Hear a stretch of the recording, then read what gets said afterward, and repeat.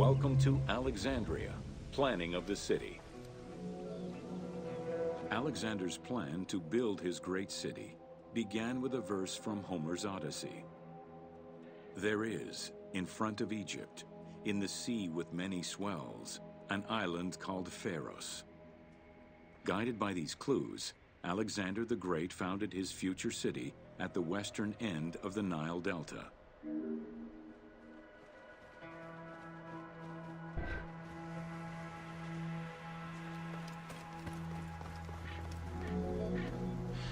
Though Alexander considered this location ideal for his great city, it presented considerable challenges.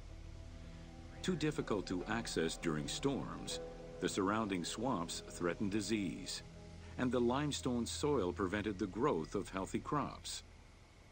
However, due to the influence of his mentor Aristotle, Alexander the Great recognized that the true value was its strategic emplacement.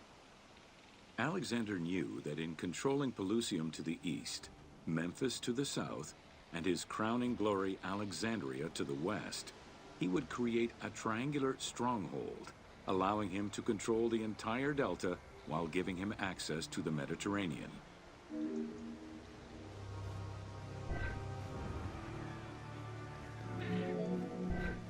Though Alexander considered this location ideal for his great city, it presented... The Great Walls of Alexandria had a humble beginning. Lacking chalk to outline the future city's foundations, architects were forced to use flour instead. Clouds of migrating birds swept down and ate the flour, erasing the plans.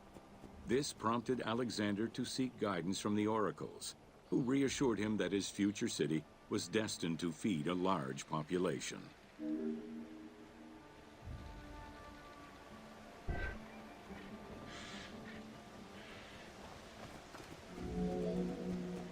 Excavations led by Mahmud Bey el-Falaki in the 19th century revealed that the wall enclosure measured approximately 5.2 kilometers in length and 2.2 kilometers in width. It was roughly 9 meters in height.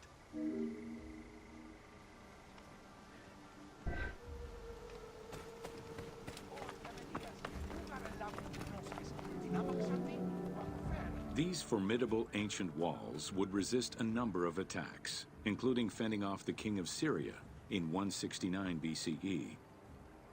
It wasn't until 295 CE that they eventually fell to Roman Emperor Diocletian, and this only after 8 months of relentless assault.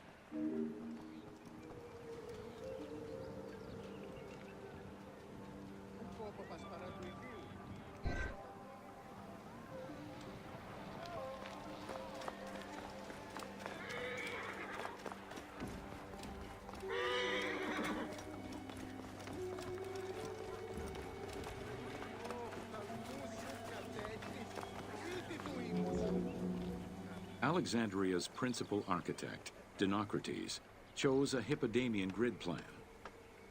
The grid maximized functionality, with wide, straight roads and canals running beneath them. Alexander recognized the military value of the city's design. The wide, parallel streets gave him optimal surveillance of the city, while allowing the unobstructed flow of troops.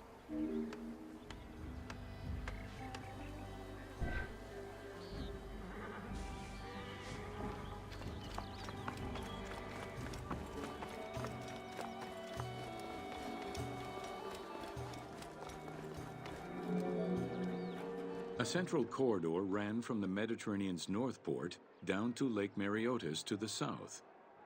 This thoroughfare acted as an unobstructed link for commercial trade and travel between the two ports. Many of the streets were bordered with grand buildings and parks, including Canopic Street, with its impressive gate bordering the eastern end.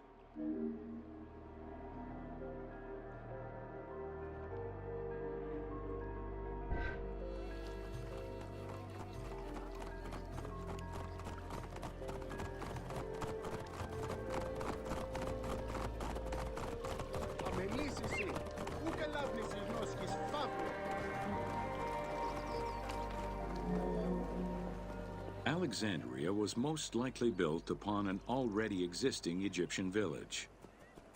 Upon its completion, the Egyptians reviled the city, refusing to call it by its founder's name. Instead, they called it Raked, the building, as a mark of disdain, which was later Hellenized into Rakotis. Despite this, the name Alexandria would remain.